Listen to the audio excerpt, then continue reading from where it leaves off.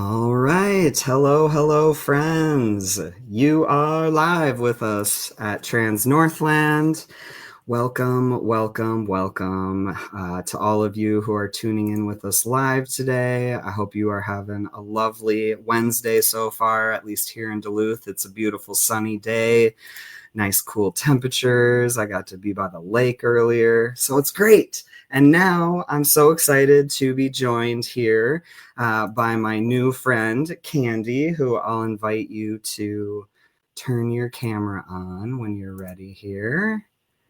And then, okay, I'm going to unmute you. So, yes, we're so excited to be joined by Candi, who I will let introduce herself in a moment. But for those of you who haven't joined us yet here live with Trans Northland, this is a new fun thing we're trying out as a way to just have great conversations with community members who are out in the world doing really cool things. And so today I'm very excited and grateful to be joined here by Candi. And I'd love it if you'd just give a little introduction about who you are. Okay, well, my name is Candi Stratton. That's my stage name. I have been performing since about 1982. I transitioned I started my transition at about 18, 19 years old, and then completed my transition at 26. I have been in the LGBTQ community for many, many years, not just in the States, but over in Australia, in Thailand, and other parts of the world. At 56 years old, I became the very first crowned Miss Trans USA. And never in my wildest dream thought I would win the pageant. I just did it because it was going to be for Mr. and Miss Trans USA. And I thought, well, nobody's ever doing anything for the trans men. And finally, there's something for the trans men. I wanted to get my name out there and give it some validity and get, some of the trans men interested in doing it. And and then I won. But I'm going to be honest with you. It was probably at that time in 2019, the best title I had ever won. Because with the title of Miss Trans USA, it opened up a lot of doors for me to be able to go and speak at different events, at different prides across the country, perform at different areas. I spoke at several hospitals, and it was the best title that I was ever able to hold. Today, that's kind of scary. So. Yes. Wow. Well, I feel so deeply grateful. I feel like I'm being, fanboying over here for your celebrity status. Oh. But I, just want to say thank you again for taking the time out of your busy schedule to join us for this conversation. And I know I had reached out, a couple weeks ago to your workplace because I had realized that October is LGBTQ plus History Month, which I've known, but I think just the chaos of the current moment we're living through, I sort of didn't realize it at first. And then I was like, oh, wait, I follow this great organization on Instagram. And so I'm just so glad that we can connect to have this conversation and hear a little bit more about the work that organization is doing, that you're working with, and about your role there, and just why we should care about LGBT plus history and why that is so important, again, in this current moment that we're all surviving through and living through and trying to thrive through in moments as well. And so, but before we dive in, so one of the things we're trying out is starting off our conversations with like a gender euphoria or gender joy story. And I think I had asked that of you ahead of time. I might be putting it on the spot now. But I'm wondering if there's anything, that's happened recently for you that you'd be willing to share with me and our listeners and viewers that has just brought you some amazing gender joy. As far as gender joy, I mean, every day waking up is a gender joy to be in the gender that I identify in. I mean, because gender dysphoria is real, and I mean, I can't tell you, but I was just telling you, probably a proud moment, was Sunday when I was just doing this performance down in Springfield. And to finally be an elder, I felt like, there was this young man that came in and talked to me backstage. We were talking about this earlier. And he said to me, "Oh, people out there were telling me that you transitioned, early. And, I just was wondering, with everything that's going on, how are you feeling?" And, it really made me think, because I'm not going to lie to you, I think a lot. I think a lot of us think lately, what's going on, with these people that are trying to ruin our gender joy, or just our life experience in general. And, but, I explained that, you've got to have your support system. At that time, he told me that he was trans and that his parents, were very supportive, and also his friends are. And I said, well, you know what, we have to have those that support us, especially our chosen family, and be there for each other. And, that gave me joy, that I was able to tell somebody else that, I'm not the only one out there feeling this, but here's somebody young that's feeling this. And I want that person to still have that life that I'm having at 62 years old, because I'm going to tell you, at 18, 19, in the early 80s, when I started transitioning, things changed, and I didn't think I'd be here today. And to see that I'm still here, and all the people and all the friends that I lost through AIDS, all my Black and brown sisters that have been, murdered for just being trans, for just existing, I mean, I never thought I'd see 62, and so Sunday, that was, I would probably tell you, that was gender, happiness for me, or just realization that, I'm glad that I am still here to live my life, live my truth, and share support for somebody else. So I think that's it. I think that's that day. So Yeah, wow, that's a great one, and thank you for sharing that.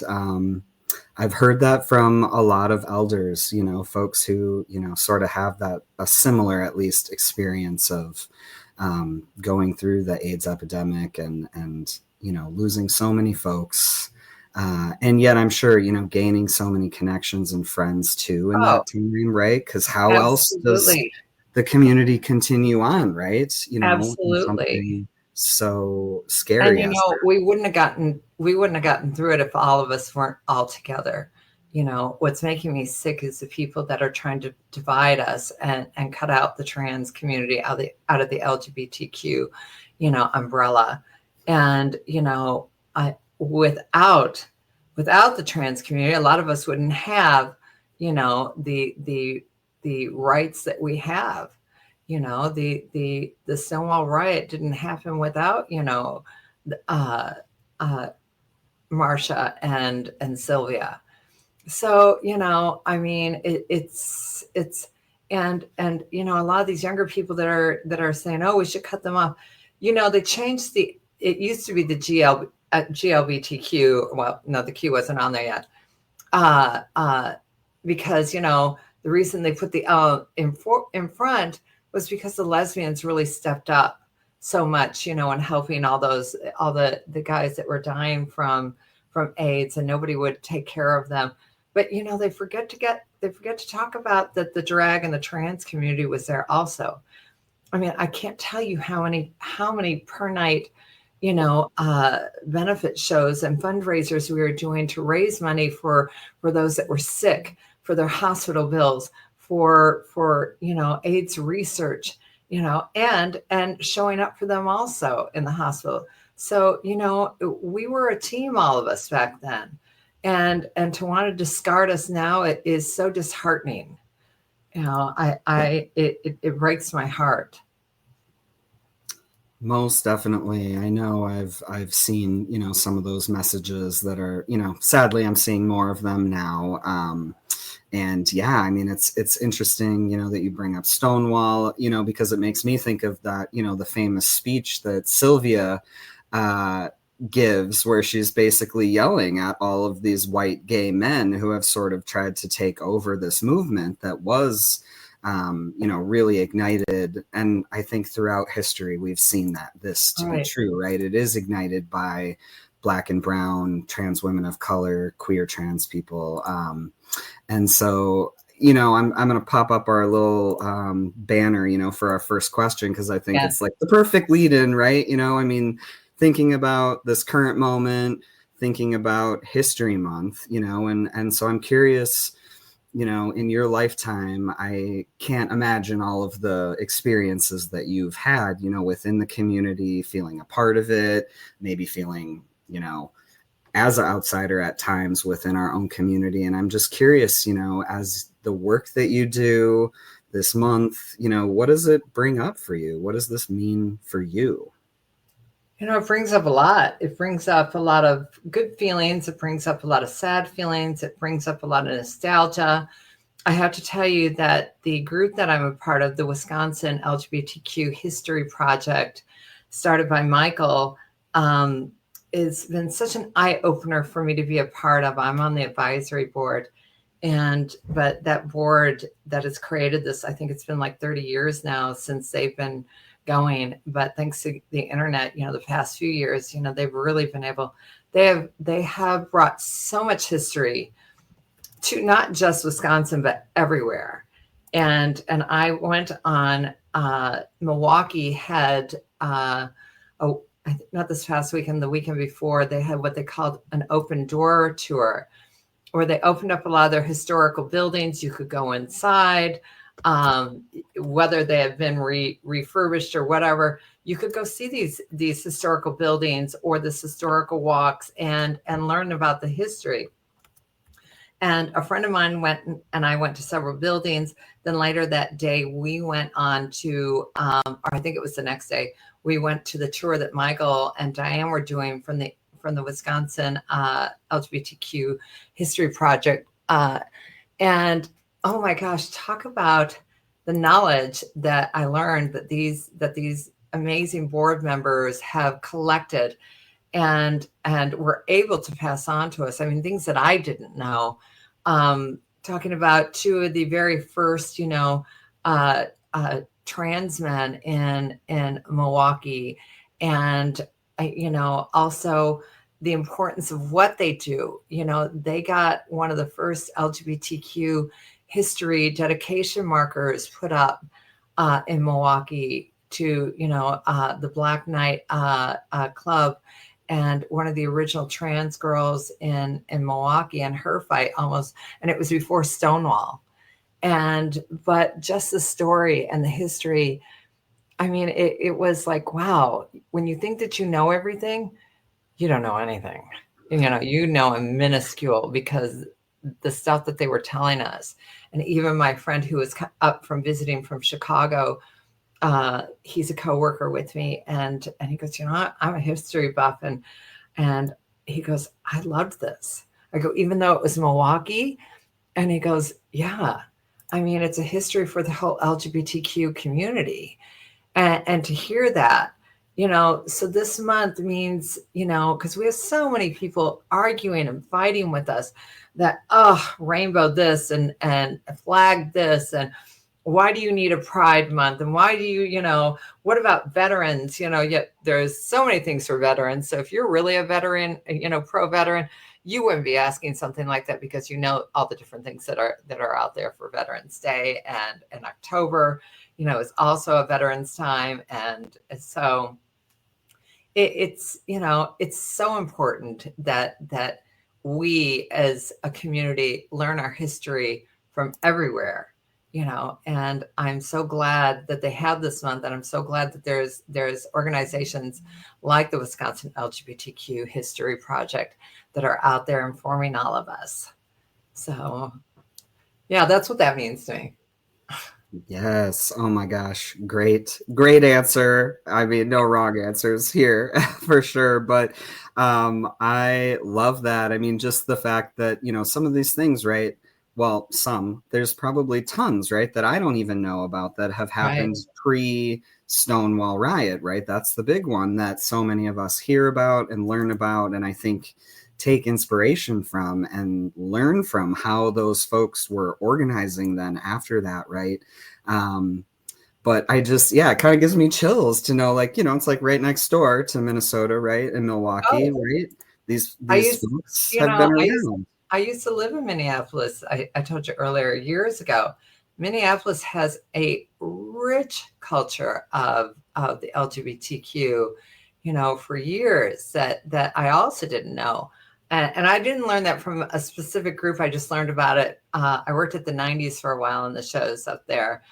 And I learned about some of the history from the people that have worked at the 90s for many, many years.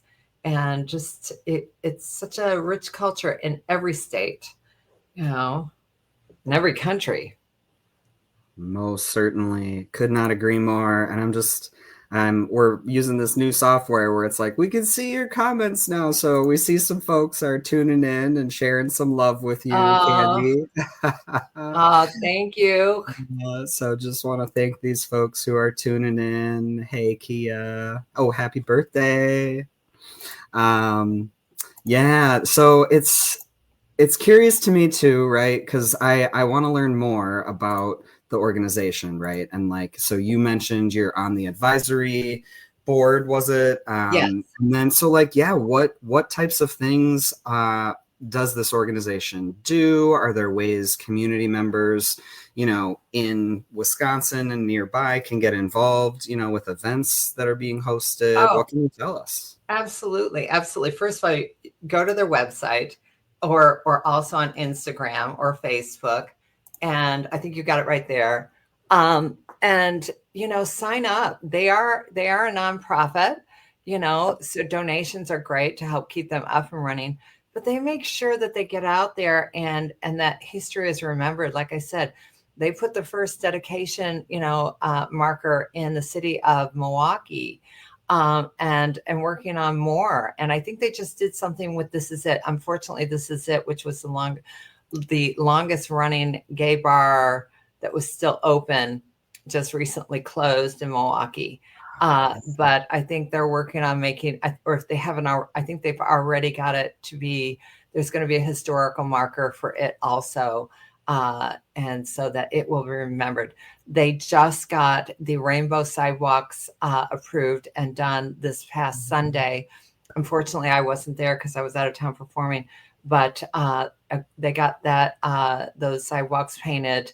The city approved it, and I mean they're just full force in making sure that we're supported, that everything is remembered, that that we are seen, and most important that we are important and we belong here. And I couldn't be prouder to be part of this group. So make sure you check it out and join us and be a part. If you've got information, you want to share with us, that we may not know, history information, please share it with us because, we can never learn enough, and have enough history. So That's absolutely right. And we will keep scrolling, having this little banner scrolling with their website down great. below throughout our conversation because we want you to connect. All of you viewers, if you're watching after the fact, go and check them out. I know I've followed the group on Instagram, I think. And so, they're on the socials, follow what they're doing. Because it's like, as you said, like back in the day when our community was a team, right? Like now Right. is the time to, I think there's still pockets of those teams, right? Like those have continued and we need to like Absolutely. keep building the team stronger, as we Each continue to face more and more hardship, challenges, threats of who knows? I mean, I don't want to speak too many things out there, but every time I open a social media thing, there's some new scary thing, right? And knowing that we have this team, we have this community, right, is like what gets me through these scary moments when I'm like, oh no, what especially are we like doing? if you're in a small town somewhere, I mean, sometimes we only have the internet, and sometimes the things that are being put out on the internet are always not the best, and with false narrative to scare you, to frighten you, to out you, but when you have something like this that's there for support you, it's great. What you're doing is great. Somebody can look, we talked about this earlier, somebody in a small town somewhere, doesn't feel like they have anybody else like them in their city, and they can come to this and hear what you have to say, and other people from around the country, if not around the world, some people you may interview. So it's great to have all of this out there. Part of my role with them is advising on my life experience, and that's what most the people on the advisory team at board is our lived experiences. I started performing in Chicago and Milwaukee in 1982, until 1989. And in doing so, actually up until 1990. And, but there are stories. I mean, I remember Jeffrey Dahmer coming to the bar that I worked at, 219, and watching. Although that Jeffrey Dahmer documentary that they had on whatever it was, not Pose, but net, what was Pose on? It was on FX. It was on FX, yeah. Yes, and they did that story thing. I mean, they got so much wrong in it. And when we were doing that history, the open door history walk the weekend before, we all talked about it, how they got it wrong, and so many things that they got it wrong. How they painted 219 as the place where he really was picking it up, and it was this major, black bar, and one of the former Erica Stevens, wrote, it was not like that at all back then. And she was I think she was our first African American performer with us, and she said even though they let her in, other people in the Black community had a hard time getting in at most all the bars. But, Jeffrey Dahmer picked up most his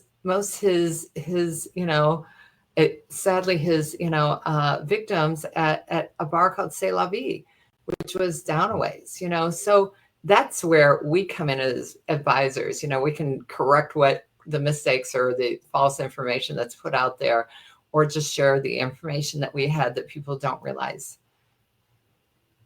Yep. Oh man. And oh man, it just makes me think about this moment, right? Where people are erasing and removing those historical markers, right? We're walking back, or, folks are trying to walk back the history of this community. And literally we're watching that happen, the erasure of our community. And so, I think how much more vital like the work is that y'all are doing to make sure that those histories do stay complete and as close to like, the factual story of what happened, right? Because I think for me, as someone who does community organizing work, I'm constantly trying to be learning from our ancestors, from Right. the folks like Marcia and Sylvia, and thinking about what the heck, how did they do this with no resources, with, hardly any support, and like, how did they build this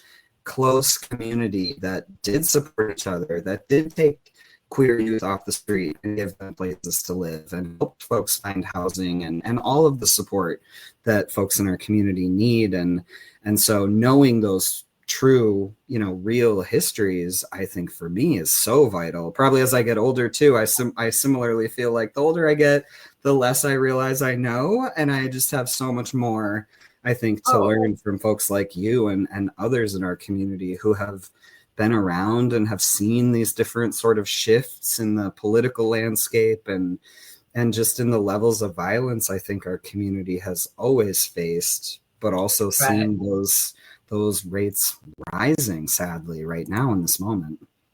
I recently saw something shared on Instagram by an entertainer that I had known for years, and Aurora Sexton, and it was actually from a year ago, an interview that she had done, and she was talking about during her transition, years ago, and listening to her, I'm like, first of all, I thought she was so eloquent and she spoke so well, but her message and that she came out, it was like she was just talking off my head. Like what she was saying was just coming, years ago, we were flourishing. I didn't think of anything other than I'm happy, I'm living my truth, I'm just living every day. I'm just this trans woman who is happy to be in society, happy to live, no problems, nobody's attacking me, to all of a sudden. And she said, then things came out and it made it even better. And I liked how she worded this or said this. She said, you had things like Pose, and then you had these actresses come out like Laverne Cox. You had the very first trans woman in a network TV, which was Candace Kane in Dirty Sexy Money. Then you had Alexandra Billings, who I started my performing with back in 1983. We started together at La Cage in Chicago, and then she joined us up in Milwaukee. She, her name back then was Shantae, and now, she has changed to Alexandra Billings. And I couldn't be prouder to see all the things that she's done, and from where we all started to where she is today. I had the opportunity. We saw each other a few years ago when she was still performing in Chicago at, I think it was called the Gentry, because she used to be like a jazz singer, and go to these piano bars and sing around the country, and not just gay. I mean, straight, she was often booked in New York at Don't Tell Mama. And I mean, this is how amazing of a singer she is, an actress. But then she got on, Transparent.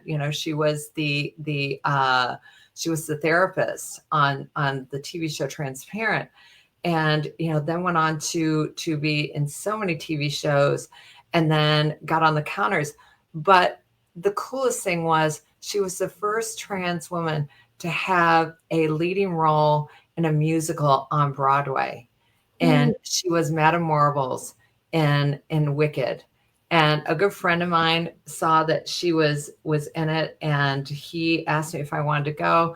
I flew out to New York, and we went and saw it. He got us tickets, and I'll never forget that. And I will love him forever for it. And she asked us backstage afterwards, and I mean, to see that, here we were, two kids starting out together and transitioning, in life, and to see where we both had, I mean, I haven't achieved the things that she has, but, I was so proud. So there's history right there, some Milwaukee and Wisconsin and Illinois history right there.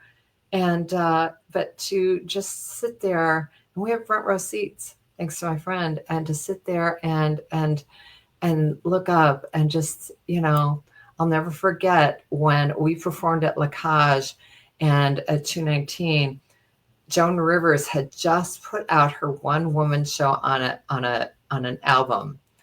And Shantae went out there and would do this.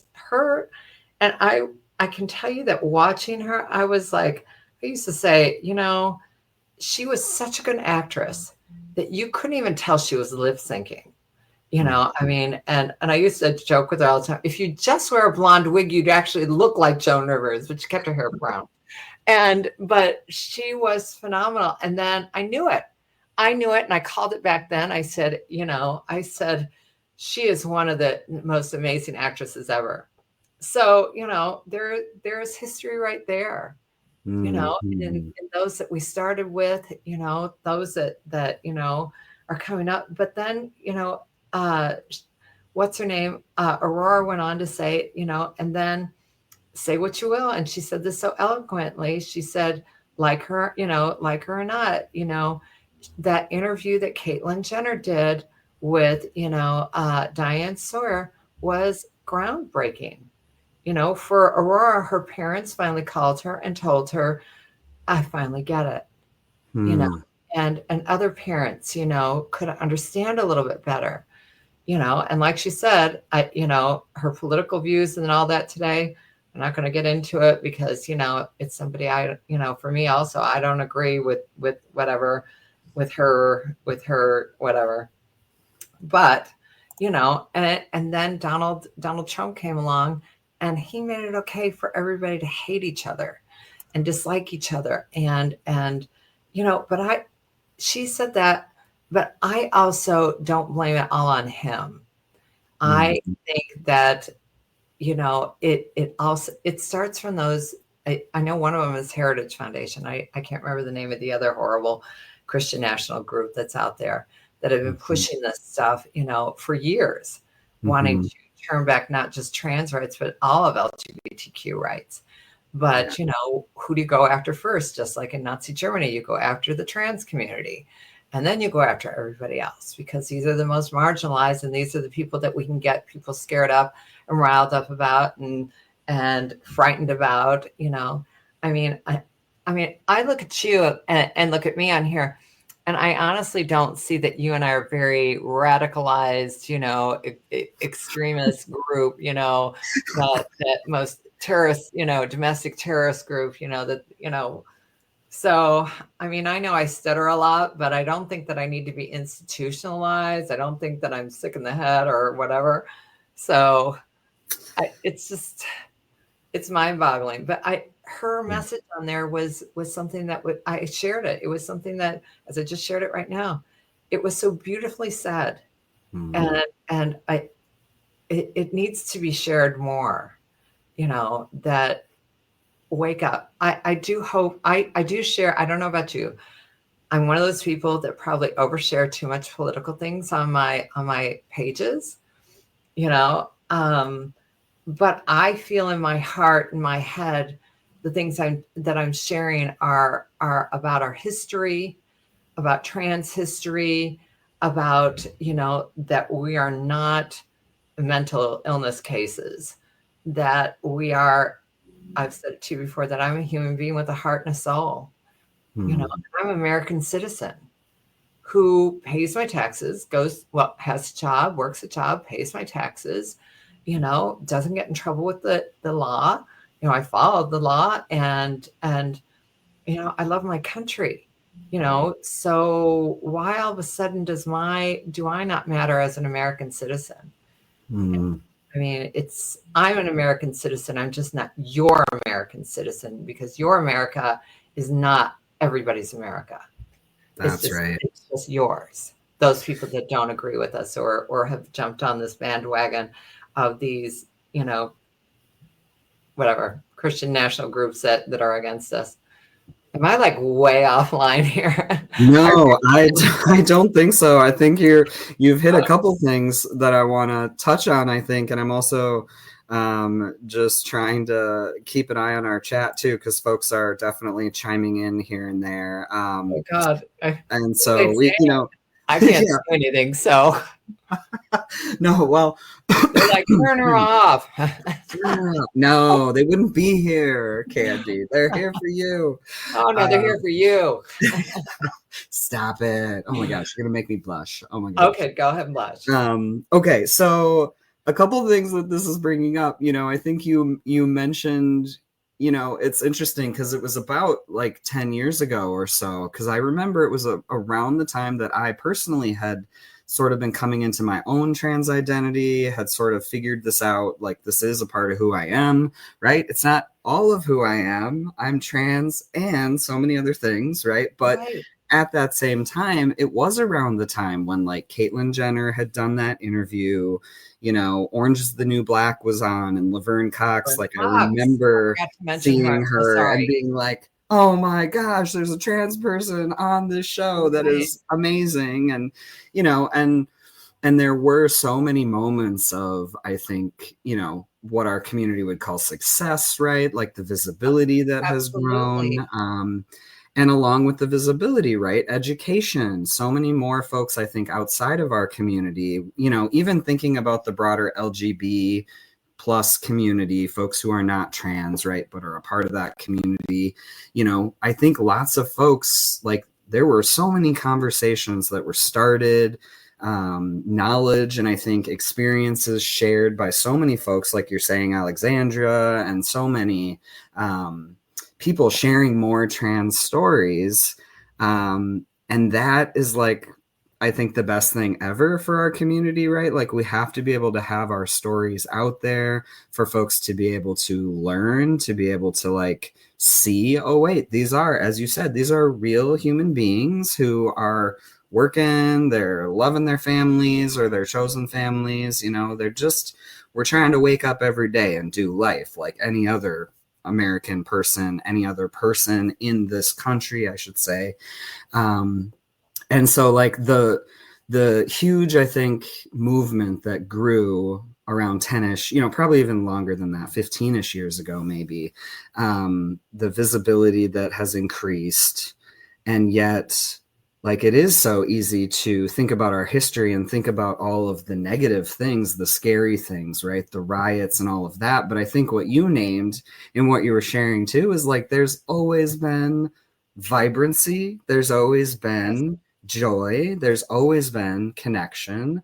And, you know, it's like, those aren't stories that we necessarily would read about in a history book, right? But, like, I think it's so interesting in these kinds of conversations, things that I would never have known, right? Unless you shared about your history, right? With Alexandra and these other amazing trans folks who, you know, I would say, along with yourself, have done so much in terms of building community and connection. And I think, I have to tell you, I think that our Black sisters and brothers build a lot more. And there was a recent debate on Instagram, and I mean, talk about, you know, a wake-up call for myself, but it bit a little, you know, bit me in the butt a little bit. But also, I mean, they're not wrong that they feel that the white trans sisters or brothers are not as vocal or as, you know, fighting as hard as some of our Black sisters and brothers, you know, in the trans group are. And I am thankful for them. And I'm going to be the first to say, you're right when it comes to somebody like me. I don't think I'm a good speaker. I don't, you know, I'm not one of those people. I have terrible ADD. Well, I've had ADHD all my life, but didn't realize what it was till later in life. But, you know, I think I speak better than I write, but I'm not the most eloquent speaker. And some of these girls, they're phenomenal. I mean, Honey Brown and some of them out there. And for that, I want to apologize to them that if they felt that someone like me or anybody has not, you know, stood up as much as they have. I came from a time where I mean, I hate to call it my privileged, you know, whiteness or whatever they call it, you know. I came from a time where well, we all did, but, you know, some of these younger kids have been able to come out, you know, easier in life.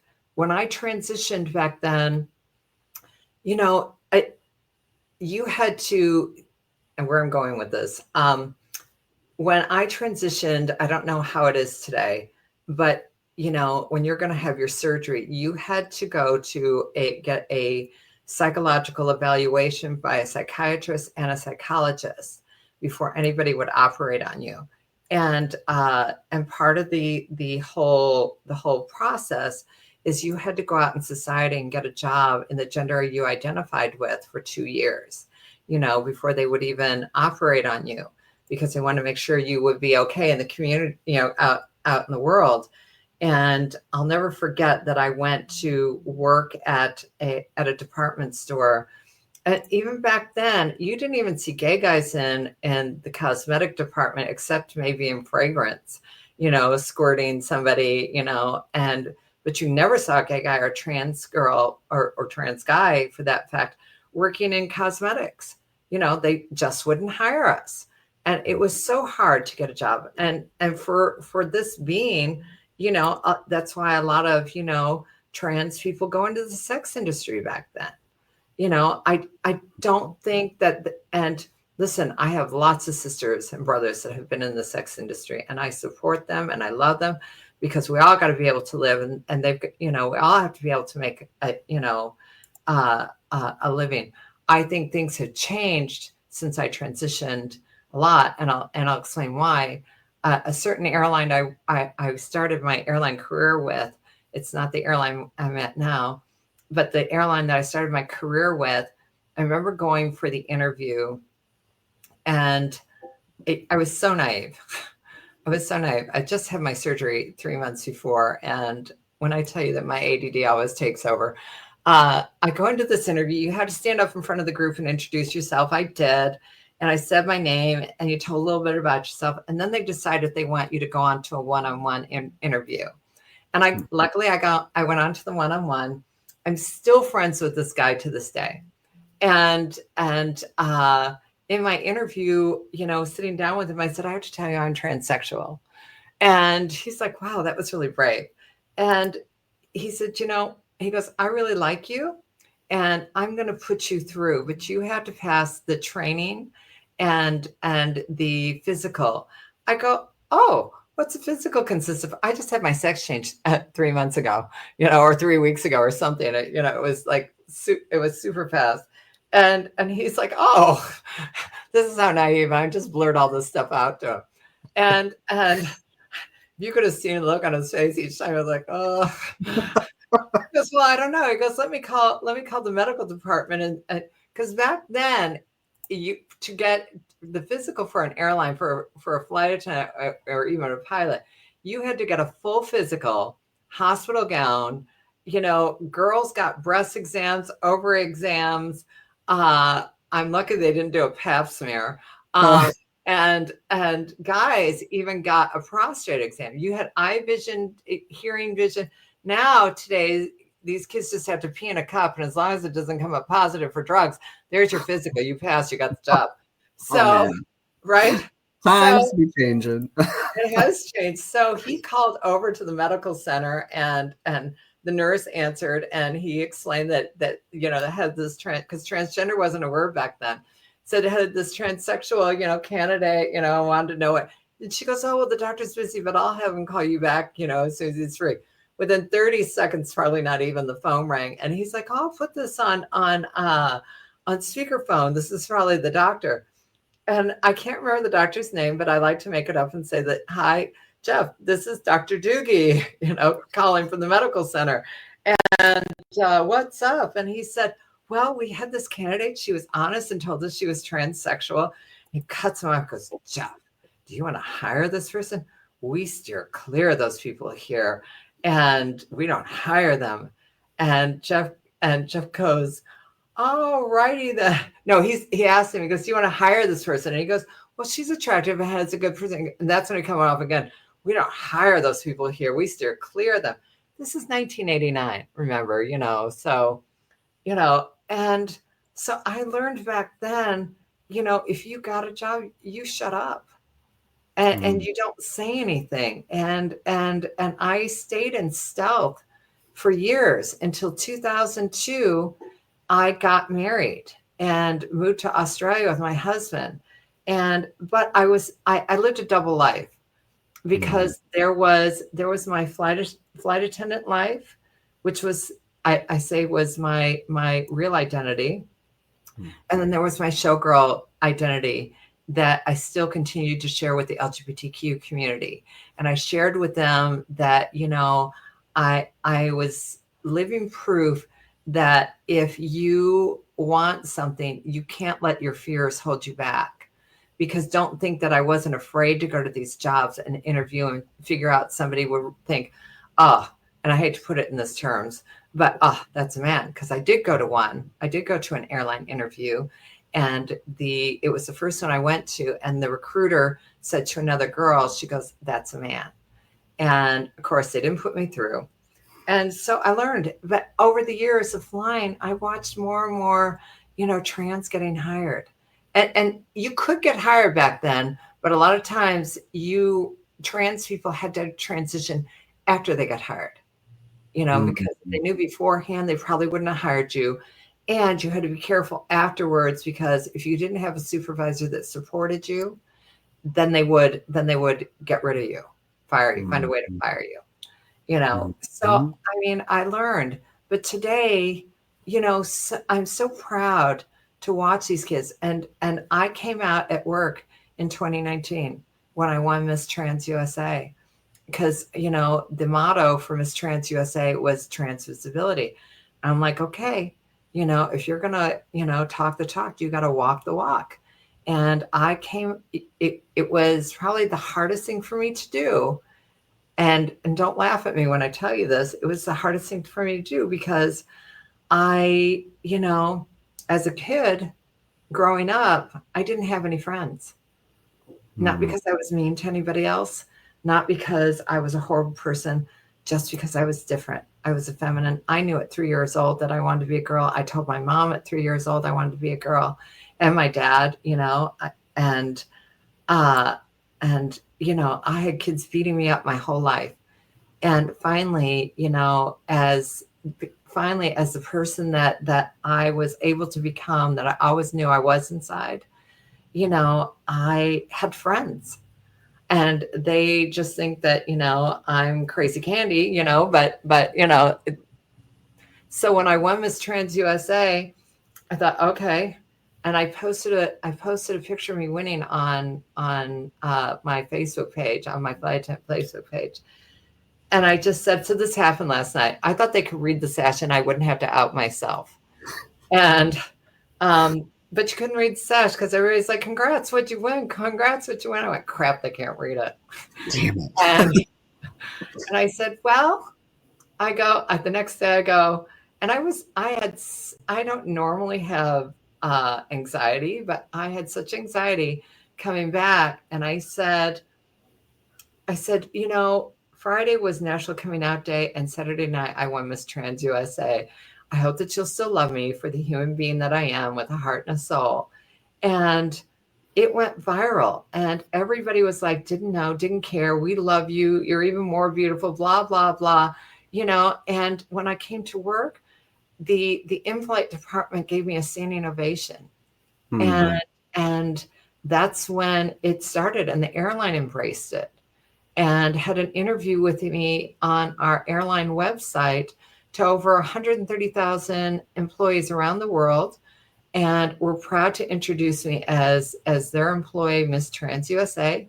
They had me go and talk at several conventions for them, as Miss Trans USA. So, things had changed. I wish I was that. And I will say that year, as Miss Trans USA, gave me a platform to talk better, where I could get in front of people, talking at hospitals. I spoke to a couple of hospitals. And so, I'm thankful for my Black sisters and brothers, and I apologize for not being a better person or a better, voice. I had to get that out there. So, Yeah. Yep. I really appreciate that you brought that in, because I think, as a very, very white trans guy who has all of the privilege, probably the most privilege of anyone in our community. I mean, except for folks who make probably a lot more money than me. Right. But I think about that.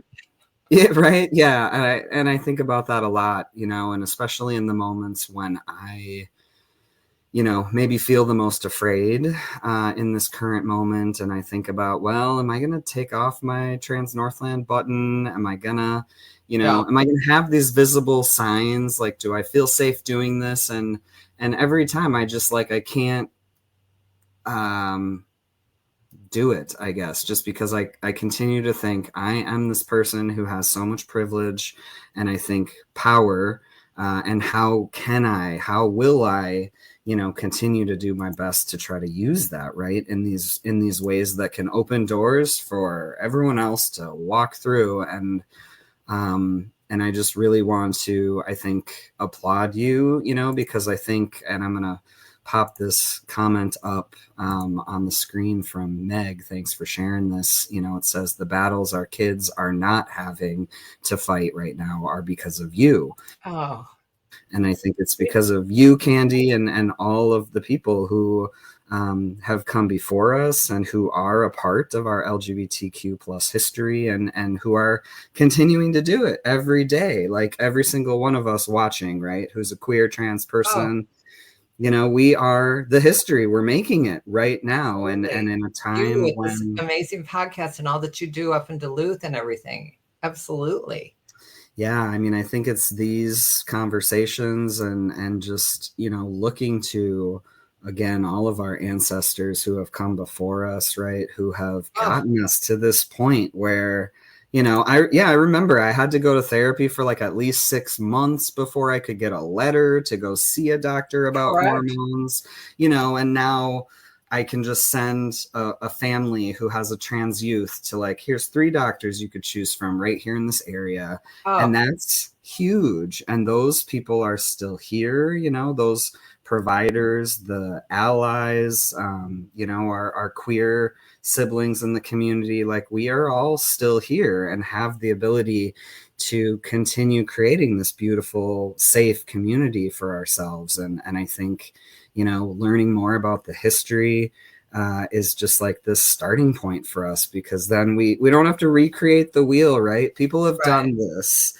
And so how can we learn from those folks? How can we bring in and be welcoming to more and more folks in our community and really become this team that you mentioned right from the get-go in this conversation? Absolutely. You know, we have to stay together. I'm so grateful for the group of family, chosen family that I have in Milwaukee. They support me. And, you know, even when I have my moments of, you know, feeling battered down by what this government and what these Christian national groups are doing, you know, which is nothing that Jesus Christ would do, not the teachings I ever learned. And, you know, I mean, it's exactly the opposite, but you know, it's the community and our chosen family and friends that are going to get us through it. You know, I never let any of those kids or anybody growing up tell me that I couldn't be who I exactly wanted to be. And I looked at other people who became who they wanted to be. I mean, let's look at Christine Jorgensen. I mean, she wasn't the first, but she was the first well-known, you know, visible in America.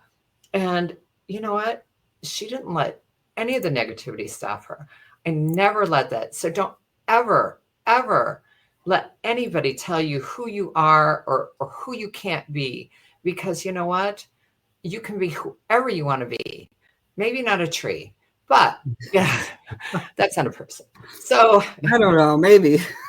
maybe, but you know, it just, you have to surround yourself with people that do support you, even if you don't have, you know, given family.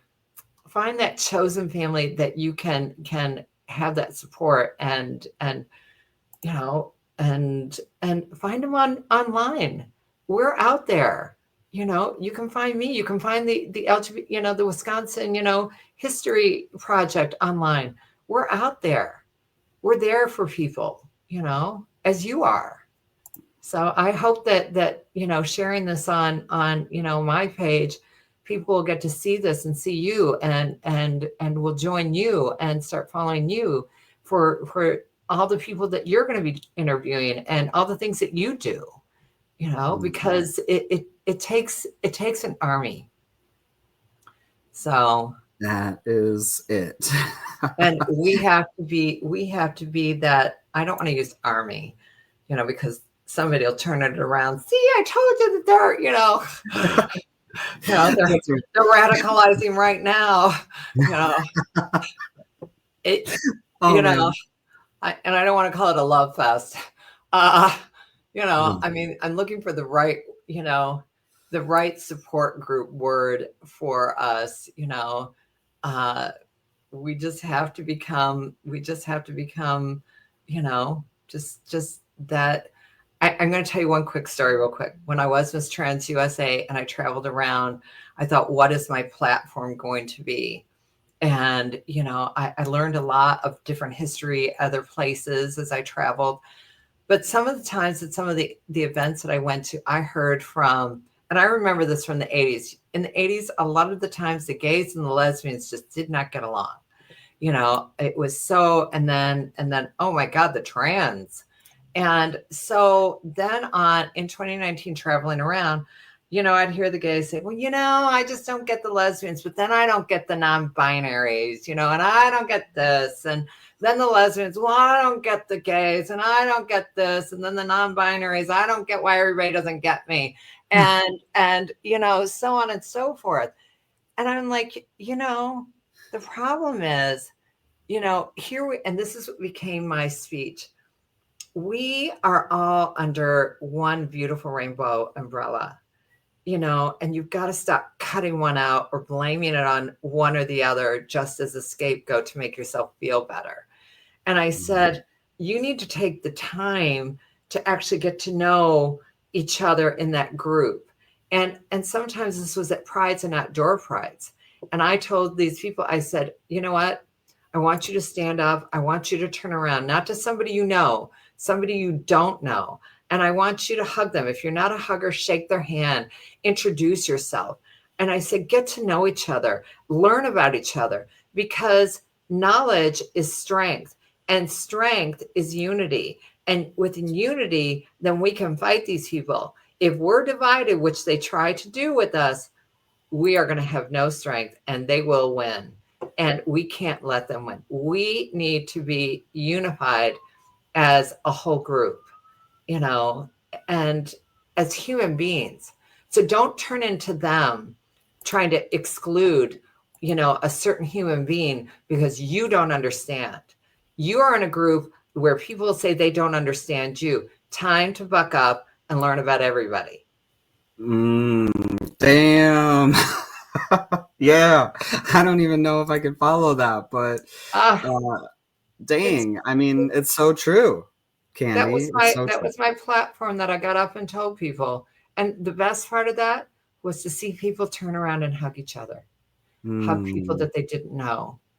And I thought for a minute, I hope I made a difference, if at least just in one person's life, to really learn about each other, So I hope I did. I know that you did. I'll just throw that out there. And I, maybe one final thought I'm having that sort of came from your words there is just, everything around DEI. And I keep seeing people say, like, let's say those words, right? Diversity, equity, and inclusion. If we say that we are for that as a community, as an individual, then let's be about it in our own community, right? And I think it just goes to, I think the larger theme of this whole conversation has just kept coming back to that, just the fact that we have this really strong, sometimes violent, a lot of times vibrant history in our community, and Absolutely. And we're going to continue building that together, and we need all of us in this especially fight. Because of somebody like you who has put on a platform, or the Wisconsin LGBTQ Project, who has created a platform. We have the internet to bond together now. So that's right. I know. And I love it. Now it's like, now I have you, new friend, new absolutely. connection. I'm just feeling so grateful. I think for this conversation and for, the fact that we got connected. I want to just say thank you, Candi, Sean, for taking the time to join us. And I think just really, I was a little nervous about this conversation for a couple of little tech the scene kind of things, and getting to meet you for the first time, and you've just been lovely, of course. And so thank you. Ditto. Yes, thank you from the bottom of my heart. Yes, and I want you to stay safe out there and continue doing the incredible work that you and the whole organization are doing over at Wisconsin LGBTQ History Project. They're amazing. They're Heck yeah, amazing. they are. Yes. Well, as we are wrapping up here, we just want to say thank you again to all of you who tuned in, live. And man, the chat was just hopping. I'm taking a peek now. There's a lot of thank yous Can I go coming back and in. look at the chat? I mean, Yes, you should be able to. Yep. And folks can watch this after the fact on our Facebook page, as well as we'll put it up on our YouTube. So I'll make sure you see it, Candi. thank you. But yeah, just wrapping things up. One of the last things I kind of like to shout out to folks is one of the things we really love that we've worked on is our community events calendar. And so, we're always about folks connecting into community, whether that's at a queer skate club or a drag show coming up. And so I just want to shout out a couple of events quick that are just they happen to be on our calendar. Just to give you an example, because there's so many cool things and people organizing stuff. So, for example, tomorrow, happening Thursday at 11 a.m., there's an intimate partner violence, authoritarianism, and trans lives virtual panel discussion. Like, go check that out. That's with our friends over at Forge. Actually, are they in Milwaukee? Do you know Forge? I'm not sure. I'm not sure. I always forget. I think I get the M, Wisconsin, Milwaukee, and Madison, but they're somewhere in Wisconsin. Forge, they do really great work. Let's see. Tomorrow, of course, we've got the Queer Art Club happening with Outfront Minnesota. You can find all these details on our website at transnorthland.org/connection. So you can plan your weekends now, folks. Lots happening. And then, just one final thank you to you, Candi, and all of our viewers. Sending lots of love to all of you wherever you are. And just don't forget, we're not alone out here. No, we're not. We got each other. That's right. We got to stick together. Yeah. All right. Well, thanks, y'all. Everybody take good care, and we'll see you back here in 2 weeks. And I'm very excited to announce our upcoming guest, but not right now. We got to tease you a little bit, so stay tuned for that update later, everybody. Do I get the tease after we sign off so I can find out? Okay. I'll tell you, yeah. Okay. All right, y'all. Well, take good care, and we'll see you next time.